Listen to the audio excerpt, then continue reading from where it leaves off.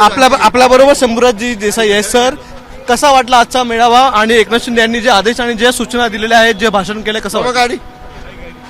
आदरणीय एकनाथजी शिंदे साहेबांनी जो विचार स्वर्गीय हिंदू हृदय सम्राट शिवसेना प्रमुख बाळासाहेब ठाकरे साहेबांनी आम्हा शिवसैनिकांना दिला, त्याचप्रमाणे 80% समाजकारण आणि 20% राजकारण हे सूत्र घेऊन शिवसैनिकांनी काम करा.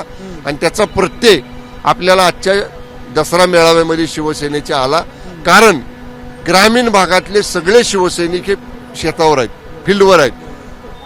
ज्यांचं शेतीचं नुकसान झाले, घरांचं नुकसान झाले, पडझडी झाल्यात, त्यांना मदत करतायत. मुंबई उपनगर, ठाणे आणि आम्ही सगळे प्रमुख लोकच फक्त इथं आलेलो. आम्हाला सुद्धा आता लगोलग परत आपापल्या जिल्ह्यात जाऊन जिथं जिथं अडचण आहे तिथं मदत करायचे आदेश शिंदे साहेबांनी दिलेले. त्यामुळे एकाकडे आपण पाहिलं जनतेची काळजी, सामान्य माणसाची काळजी, संकटात सापडलेल्या महाराष्ट्रातल्या जनतेची काळजी करणारा नेता आदरणीय एकनाथजी शिंदे साहेबांच्या रूपानं या दसरा मेळाव्यामध्ये शिवसेनेचे बोलत होते.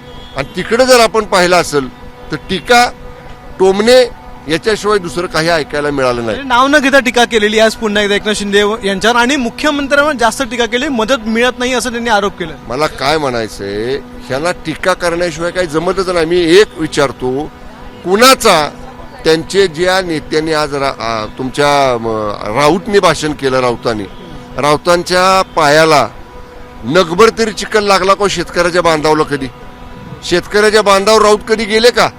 ज्यांच्या पायाला नगभर चिखल शेतकऱ्याच्या बांधाचं लागत नाही, त्याला शेतकऱ्याची दुःख काय कळणार?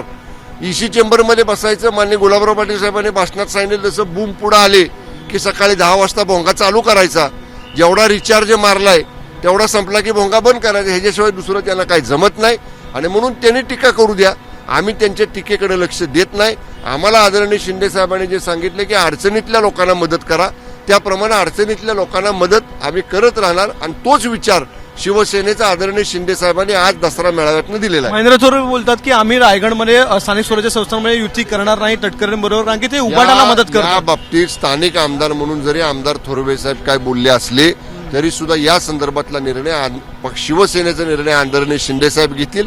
आणि महायुतीचा निर्णय आदरणीय शिंदे साहेब, आदरणीय फडणवीस साहेब आणि आदरणीय अजितदादा एकत्र बसून घेतील. रामदास कदम जे बोलले बाळासाहेब ठाकरेंबद्दल, त्यावर काय वाटतं, चौकशी व्हायला हवी? या संदर्भामध्ये खरंच अत्यंत खळबळजनक विधान, म्हणजे अत्यंत ते विधान ऐकून आम्हाला सुद्धा वेदना झाल्या मनाला, की आदरणीय वंदनीय हिंदू हृदय सम्राट शिवसेना प्रमुख स्वर्गीय बाळासाहेब ठाकरे साहेबांना दैवताच्या ठिकाणी आम्ही सगळे मानतो. त्यांच्या मृत्यूबद्दल अशी जर काही गोष्ट आतापर्यंत बाहेर आली नसेल तर ती अत्यंत गंभीर आहे. आणि आदरणीय रामदासबाई हे शिवसेनेचे त्यावेळचे मातोश्रीच्या अत्यंत इनर सर्कल मधले, अत्यंत जवळ असणारे त्यावेळचे नेते होते. ते ज्या अर्थी बोलतायत त्यात 100% तथ्य आहे. त्यामुळे याच्या खोलवर जाणं हे गरजेचं आहे. धन्यवाद आमच्या बातचीत केल्याबद्दल. कॅमेरामन विनय अक्षय भाटकर, एबीपी माझा. एबीपी माझा, उघडा डोळे बघा नीट.